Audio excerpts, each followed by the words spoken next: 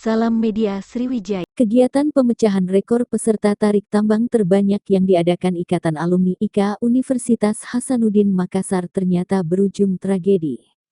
Pasalnya, salah satu peserta yang mengikuti lomba pemecahan rekor tersebut meninggal dunia setelah terjatuh menghantam pagar beton.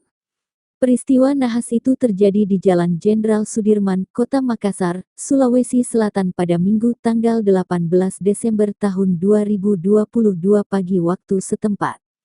Kegiatan pemecahan rekor muri yang menghadirkan 5.000 orang dan tali sepanjang 1.540 meter itu digelar saat acara Car Free Day di Jalan Jenderal Sudirman, Makassar pada Minggu pagi. Namun, kegiatan yang digelar IKA Unhas itu menyebabkan jatuhnya korban jiwa dan korban luka-luka yang dilarikan ke rumah sakit. Korban meninggal diduga akibat terbentur separator jalan saat acara berlangsung. Pasca kejadian, aparat kepolisian Polsek Ujung Panjang, Kota Makassar langsung mendatangi lokasi kejadian untuk melakukan penyelidikan. Barang bukti berupa tali tambang disita dari sekitar lokasi kejadian dan dibawa ke Mapolsek Ujung Pandang. Kapolsek Ujung Pandang, Kota Makassar, Kompol Syarifuddin mengatakan bahwa kegiatan ini digelar tanpa pemberitahuan ke pihak kepolisian.